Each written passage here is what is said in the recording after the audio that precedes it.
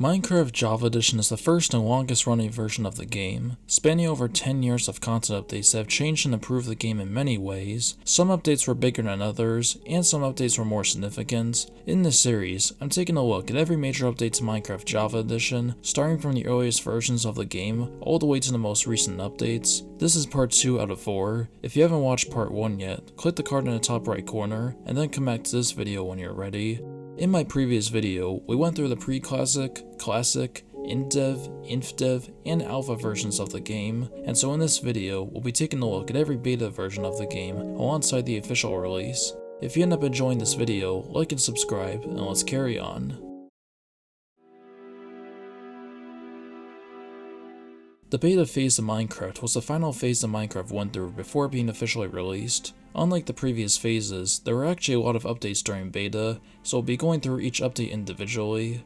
In beta 1.0, tooltips are now listed in the inventory, leaves now have the ability to decay, and eggs can be thrown, which has a chance to spawn a chicken. Capes were also officially added, but there was only one cape at the time, which was the Mojang cape. A new type of cape was added, which was a Christmas themed cape. You can unlock this cape by playing Minecraft on Christmas or Boxing Day, and yeah, that's really about it.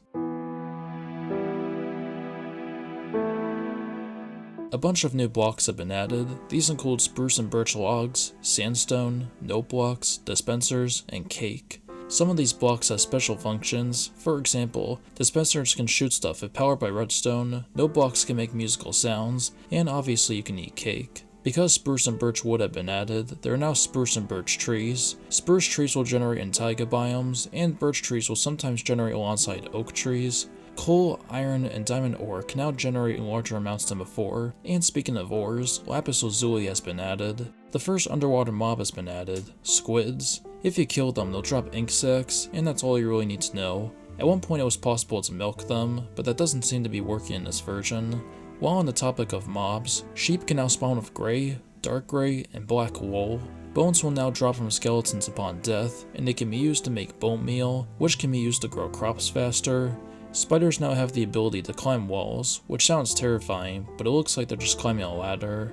Colored wool can now be obtained in survival, but not all of them are obtainable in this version. Lapis can be used to make blue wool, ink sacs can be used to make black wool, dandelions can be used to make yellow dye, which can be used to make yellow wool, and roses can be used to make red dye, which can be used to make red wool. These items can also be used to change the color of sheep.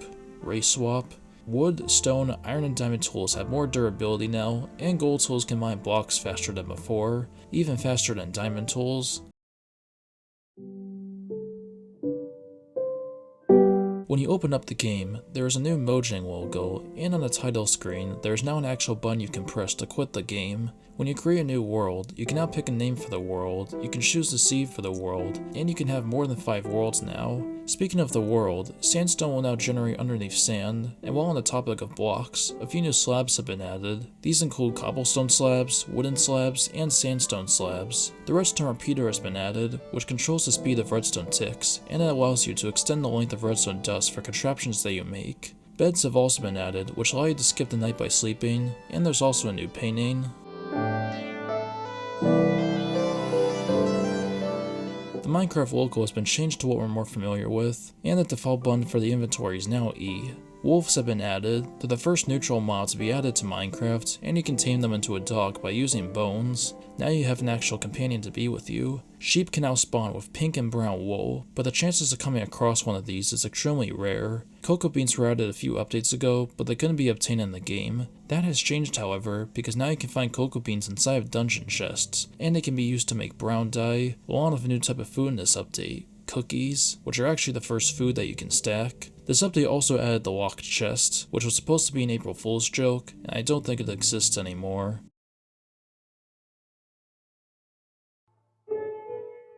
Weather events have been added to the game. These include rainstorms, snowstorms, and thunderstorms. Rainstorms and snowstorms don't really have any gameplay effects aside from preventing zombies and skeletons from burning, but during thunderstorms, thunder will randomly strike somewhere, and if you get hit by it, you'll take damage. If you don't like thunderstorms, you can sleep while they're occurring, even if it's daytime. but it doesn't stop there, because while still on the topic of thunderstorms, if a pig gets struck by lightning, it will transform into a zombie pigman, and if a creeper gets struck by lightning, it will transform into a charged creeper. Charged creepers are like normal creepers, except they're a lot more powerful, so if you ever encounter one, be very careful. If a pig is killed by burning, it will drop cooked pork chop, giving you an easier way to cook some meat. Spruce and birch saplings have been added, so now you can grow your own spruce and birch trees, and because of this, spruce and birch trees will drop spruce and birch saplings. Powered rails and detector rails have been added, which adds some new possibilities for minecart tracks. If you're holding shift while clicking an item in the chest, it will automatically move over to your inventory. Achievements have also been added, so now you'll see messages pop up when you do certain things in the game.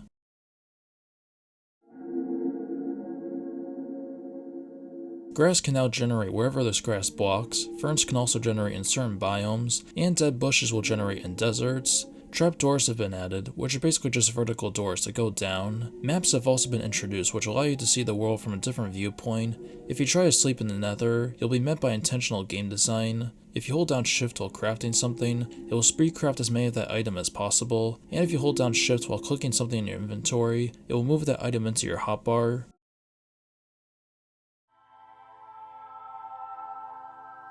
The two most iconic redstone blocks have been introduced, pistons and sticky pistons. These allow for so many more possibilities for redstone, whether it be secret entrances, parkour maps, you name it. Shears have been added as a new tool. You can use them to pick up leaf blocks, and you can use them to collect wool from sheep in a way that isn't harmful in this family-friendly game. And because of this change, punching sheep no longer gives you wool.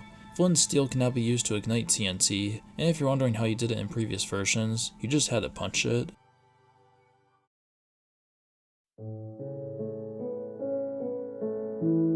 This update is very game changing, and that's not an exaggeration. The entire overworld of Minecraft has been overhauled, biomes are now larger, biomes are now more distinct from each other, and there are a few new biomes like the swamp. Cave generation has also been changed. There's a lot less variety in generation than before, but there's also some new things you can come across like ravines. Oceans are now much larger, which can make them more of a pain to traverse. Along with these changes, there are new structures you can find across the world. Villages will randomly generate on the surface, mineshafts will generate underground, and there's also a special structure called a stronghold, which is almost impossible to find and there isn't much use to it, yet. If you apply bone meal to mushrooms, it will create a giant mushroom. Cave spiders have been added. They're like normal spiders, but they'll only spawn at mineshafts. Endermen have also been added. They can randomly teleport and pick up blocks, and for some reason they make zombie sounds in this version. Killing an enderman will drop an ender pearl, which does nothing in this version. There's a new type of stone block called Infested Stone, and in this block you'll discover another new mob, the Silverfish. Experience orbs have also been added. You can collect them by killing mobs, and what they do is that they add to your experience, which as of this version is pretty useless. Combat has had a little bit of a rework. You can now get critical hits when you attack a mob. You now have to charge up a bow in order to properly use it, and you can block enemy attacks with your sword. The food system has also been reworked. You now have a hunger meter on the right side of your hotbar, and how this works is that it will slowly deplete over time, but you can fill it back up by eating food. In the past, you would eat food to restore health, but that has now changed. In order to recover health, you have to have at least 9% of your hunger meter filled. Speaking of food, there's also new food types in this version. These include beef, chicken, melons, and rotten flesh. Rotten flesh you want to avoid, but the other ones give you a greater palette of food options. There's also now an eating animation when you consume food, and you can actually stack food now. You now have the ability to sprint, which allows you to move faster and easily get away from trouble, but be careful, because if you sprint for too long, your hunger meter will deplete faster, and this can also happen if you take damage. Effects have been added, but as of this version, there are only 3 that you can obtain. These include regeneration, which allows you to heal faster, and you obtain this by eating a golden apple. Hunger, which causes your hunger meter to deplete faster, and this is obtained by eating raw flesh or raw chicken. Then finally there's poison, which causes you to take soul damage, and this is obtained by getting attacked by a cave spider. New building blocks have been added. These include stone bricks and all their variants, brick stairs and slabs, iron bars, glass panes, and fence gates. This update also introduces a new way of playing the game, Creative Mode. When playing in Creative, you're completely invincible and you can destroy any type of block with one single click. You have access to every block and item in the game, which allows you to actually get creative, and to make things even easier, you also have the ability to fly by double clicking the jump button. Creative Mode overall gives you endless possibilities, and if you're just looking to build some really not cool stuff, then this is the right mode to play on.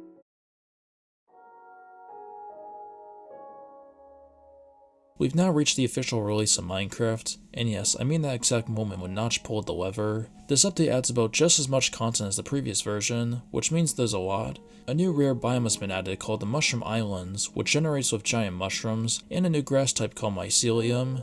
No mobs will spawn in this biome, except for one brand new mob, the Mushroom, which is basically just a mushroom cow. If you milk a mushroom, it will give you mushroom stew, and if you use shears on a mushroom, it will turn into a regular cow. The first ever craftable mob has been added, the Snow Golem. You can craft a Snow Golem by making a 2-block tower of snow, and placing a carved pumpkin on top. Snow Golems will place snow wherever they walk, and they'll attack hostile mobs by throwing snowballs at them.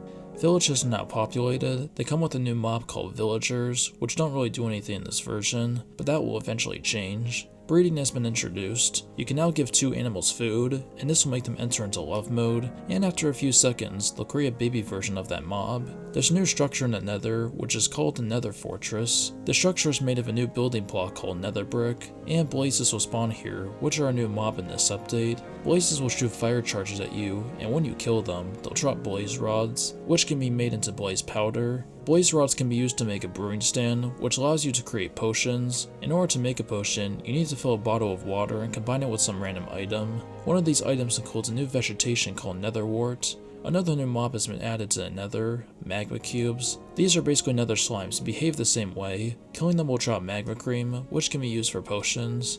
A few other potion ingredients have been added, which include spider eyes, fermented spider eyes, and gas tears. Cauldrons have been added, which you can fill with water. Enchantments have been introduced. You can craft an enchantment table and place any type of gear inside in order to enchant it. Doing this will use up experience, which gives experience an actual purpose now. 9 new music discs have been added. These include 11, Blocks, Chirp, Far, Maul, Melohi, Stall, Strad, and Ward. Ender Pearls now have a use now. They can be combined with Blaze Powder to craft Eyes of Ender, and throwing these will lead you to a stronghold. Speaking of, there's a new room inside of strongholds, the End Portal Room. If you place Eyes of Ender inside of each portal frame, it will open up a portal to a brand new dimension, the End. When you enter the portal, you'll find yourself on a giant island made of endstone with tall obsidian towers, and a purple void in the background. The island is covered with Endermen, along with Minecraft's first ever boss, the Ender Dragon. The Ender Dragon will fly around the island, and sometimes it will fly down to attack you. If the Ender Dragon takes damage, it will heal itself using crystals on top of each tower, but you can destroy the crystals to stop the dragon from healing. It's a long and tedious fight, but once the dragon is defeated, it has a death animation like any typical boss fight, and once the animation finishes, you'll be rewarded with a ton of XP, and an exit portal will open up right underneath the place it died, and on top of the exit portal, you'll find a dragon egg, which you can take with you by pushing it with a piston or having it fall on top of a torch. When you jump into the portal, you'll see a conversation being spoken between 2 individuals, but you can skip it if you want, and then you'll respawn at your spawn point, so now Minecraft has an actual ending. To give yourself an extra challenge, a new game mode has been added, Hardcore Mode. This is basically survival mode, but you're restricted to the hardest difficulty, and if you die once, you lose your world forever, so be extra careful. And that's where we're going to stop for this video. Next time we'll be taking a look at updates 1.1 through 1.10, and then in the final part we'll be looking at updates 1.11 through 1.20. If you're interested in watching, be sure to like and subscribe, and turn on the bell to be notified when I upload a new video. I would really appreciate it. And if you want to support me further, become a channel member to get access to special features, but it's your choice if you want. And yeah, thanks for watching, and peace out.